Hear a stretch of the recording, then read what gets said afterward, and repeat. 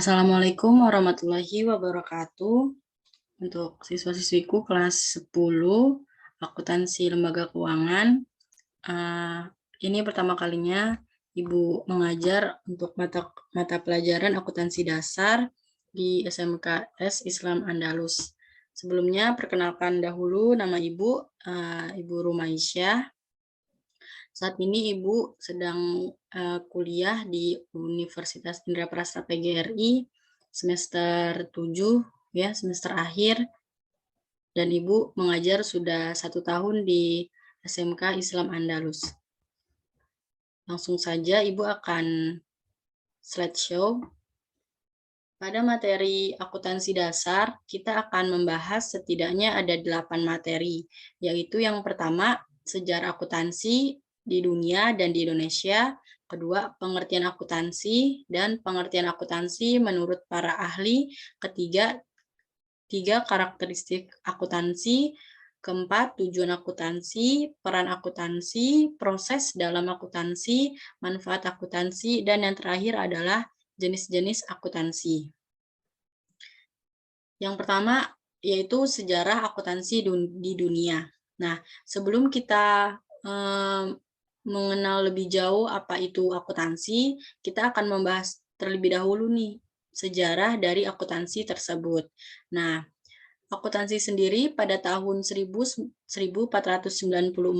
kita kenal Luca Pacioli, yaitu seorang bapak akuntansi dan ahli matematika yang berasal dari Italia dalam bukunya yang berjudul Summa de Arithmetica Geometrica Proportioni et Proportionalita. Nah, ini sangat apa sih namanya, bahasanya bahasa Itali. Nah, dalam bukunya ini dia mengungkapkan bahwa buku yang berpasangan.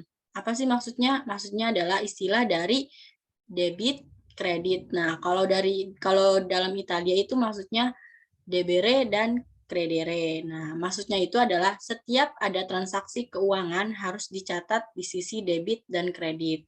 Nah, ini pada tahun 1494. Selanjutnya tahun 1500-an. Nah, pada tahun 1500-an ini terdapat dua sistem yang memodifikasi dari bukunya Luca Pacioli, disebut sesuai dengan tempatnya, yaitu yang pertama sistem Belanda dan juga sistem Inggris, atau yang lebih dikenal dengan sistem kontinental. Selanjutnya tahun 1800-an sampai dengan 1900-an muncullah nih sistem Amerika atau yang dikenal dengan Anglo-Saxon. Selanjutnya tahun 1973 dibentuk dua komite untuk akuntansi secara internasional, ya, karena kita membahas sejarah akuntansi di dunia, yaitu yang pertama IES atau International Accounting Standard Committee dan IASC. Selanjutnya pada tahun 2001 sudah masuk ke 2000-an ya, muncul nih pembaharuan sistem dengan nama IFRS atau International Finance Reporting Standard dan juga IASB atau International Accounting Standard Board. Nah, selanjutnya kita akan membahas sejarah akuntansi di dunia. Nah, di Indonesia maksud Ibu ya, tahun 1642 terjadi penjajahan Belanda. Nah, pada penjajahan Belanda ini pribumi di Indonesia mengalami sistem FOC. Nah, sistem itu sendiri telah menggunakan pembukuan transaksi, ya. Nah, pada sistem ini dia menggunakan sistem kontinental atau yang tadi sudah Ibu sebutkan, yaitu sistem Belanda dan sistem Inggris atau disebut dengan sistem kontinental. Selanjutnya tahun 1957 muncul sebuah lembaga yang mewadahi seorang akuntan di Indonesia dengan nama IAI atau Ikatan Akuntan Indonesia. Selanjutnya tahun 1960 sudah mulai banyak nih investasi-investasi yang muncul di Indonesia. Nah, perusahaan-perusahaan tersebut menggunakan sistem Anglo-Saxon. Nah, selanjutnya tahun 1974. Karena sudah banyak investasi yang muncul di Indonesia, maka dari itu untuk melakukan akuntansi yang lebih baik, maka ditetapkanlah nih prinsip-prinsip akuntansi di Indonesia atau yang lebih dikenal dengan PAI atau Prinsip Akuntansi Indonesia.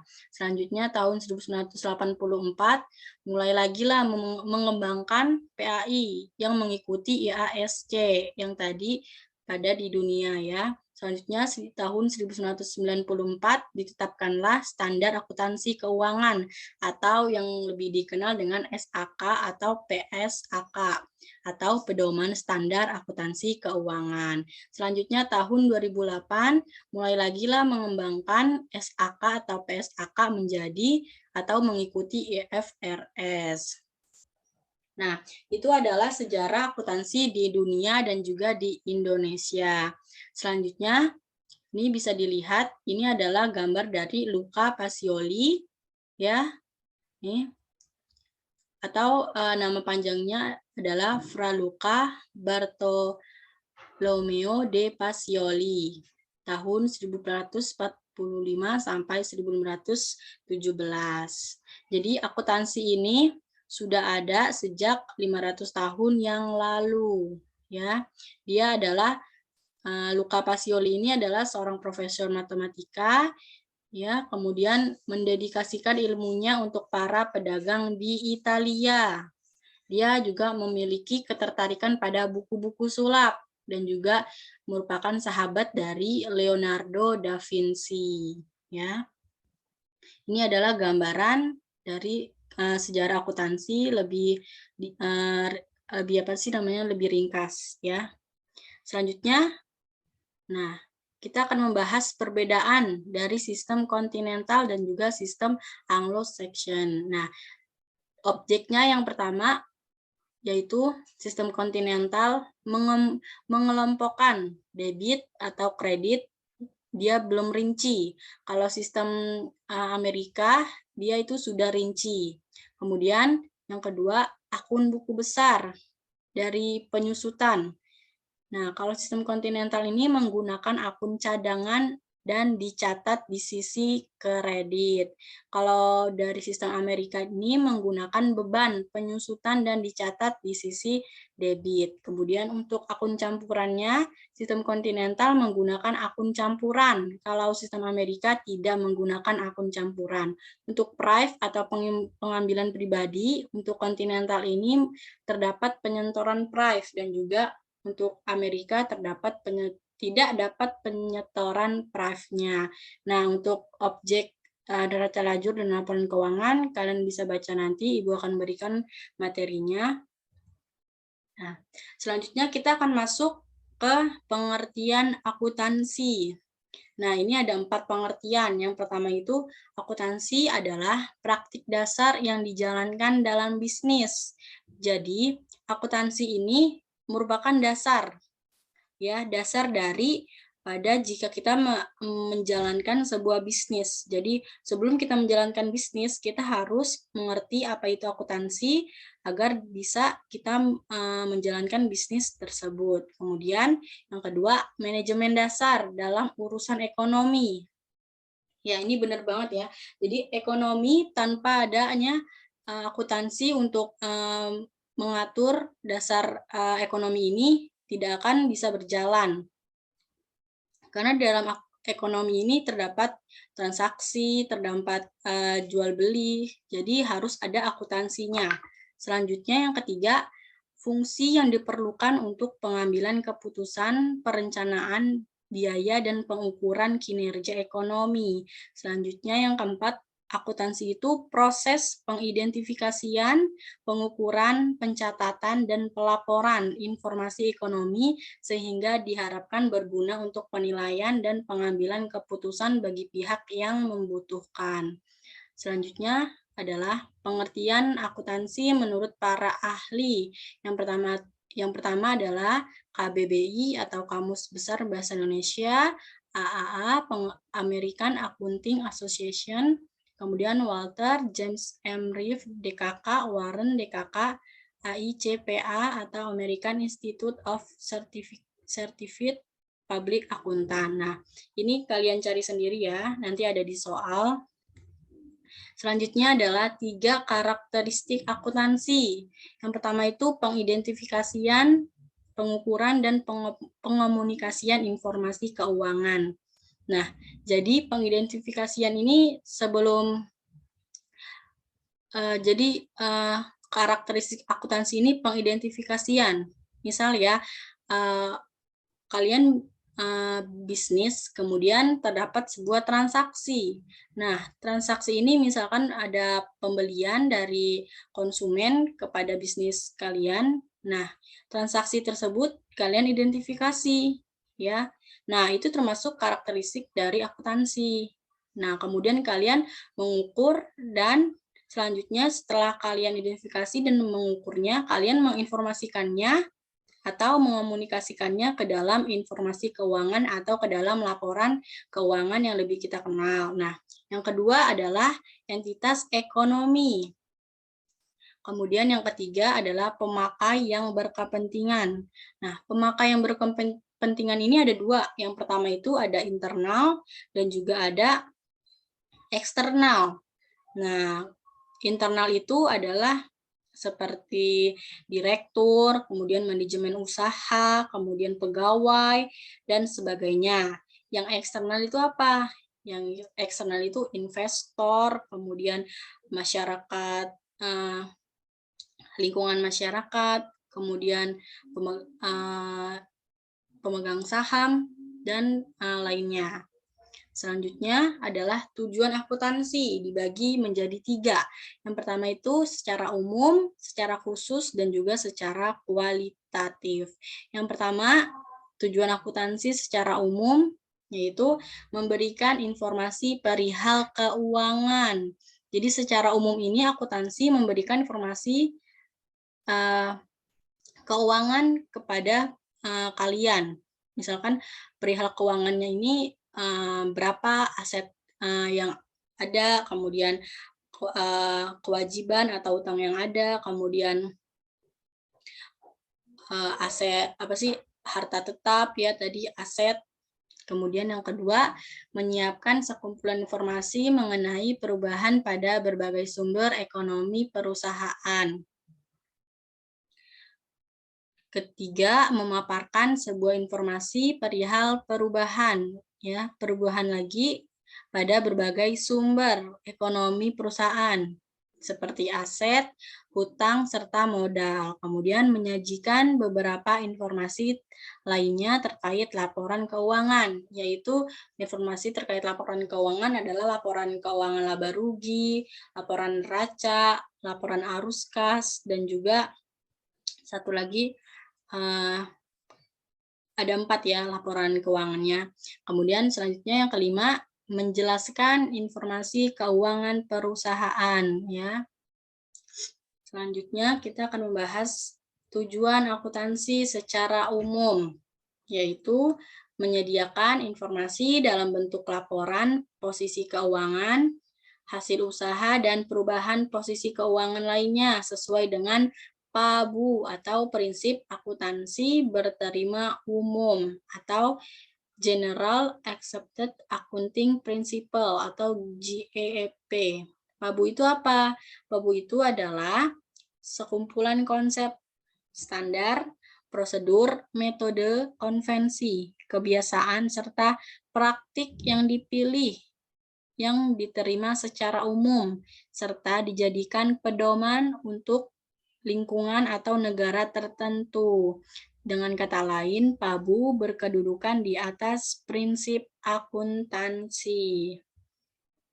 Selanjutnya, materinya adalah tujuan akuntansi secara kualitatif. Ya, yang pertama, memberikan informasi yang relevan, memberikan informasi yang disampaikan sesuai PABU tadi dan dapat diperbandingkan.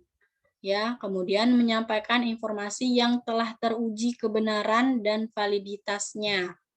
Menyajikan informasi yang disampaikan dapat dimengerti oleh pihak-pihak internal dan eksternal atau pihak-pihak yang berkepentingan. Kelima, memberikan laporan keuangan untuk kepentingan pihak terkait aktivitas perusahaan. Keenam, menyajikan informasi transaksi yang secepat mungkin atau real time. Selanjutnya adalah peran akuntansi. Yang pertama, pengendalian keuangan. Jadi peran akuntansi ini mengendalikan keuangan. Misalkan jika aset kalian lebih besar daripada utang, nah maka itu bisa dikendalikan dalam bentuk peran akuntansi ini. Begitu pula dengan sebaliknya, jika utang kalian besar, kemudian aktiva kalian kecil, nah itu juga dapat dikendalikan. Jadi pengendalian keuangan ini dalam arti ia mengendalikan sebuah aset dan juga keuangan yang ada di perusahaan. Kemudian operasi keuangan atau tindakan keuangan yang ada di perusahaan, kemudian pelaporan. Jadi setiap tindakan keuangan yang telah dilakukan oleh akuntan akan dilaporkan oleh pihak-pihak yang berkepentingan atau pihak-pihak yang membutuhkan. Selanjutnya, setelah diberikan oleh pihak-pihak yang membutuhkan, akan dilakukan perencanaan. Materi selanjutnya yaitu proses dalam akuntansi. Terdapat 4. Yang pertama, mencatat, yaitu jika ada transaksi yang masuk ke dalam perusahaan akan dicatat oleh akuntan, kemudian akan diringkas melalui jurnal-jurnal atau buku besar, selanjutnya akan dilaporkan dalam bentuk laporan keuangan yang telah dilakukan oleh akuntan. Selanjutnya yang keempat adalah menganalisa. Ya, menganalisa ini yang dilakukan oleh direktur atau pemegang perusahaan. Selanjutnya adalah manfaat akuntansi. Terdapat 3. Yang pertama, sebagai informasi keuangan kepada pihak yang membutuhkan, yaitu pihak internal dan juga pihak eksternal. Yang kedua, sebagai bahan evaluasi keuangan. Jadi, manfaat akuntansi ini dia memberikan bahan evaluasi. Apakah perusahaan mengalami kerugian atau keuntungan. Nah, maka ini menjadi bahan evaluasi untuk perusahaan. Kemudian ketiga, sebagai bukti keuangan yang dapat dipertanggungjawabkan. Selanjutnya adalah jenis-jenis akuntansi. Terdapat 10 setidaknya ya. Yang pertama, akuntansi pemeriksaan, akuntansi biaya, akuntansi keuangan, manajemen, perpajakan, budgeting, sistem akuntansi, kemudian akuntansi anggaran, akuntansi pemerintahan, dan juga akuntansi perbankan. Nah, selanjutnya adalah soal.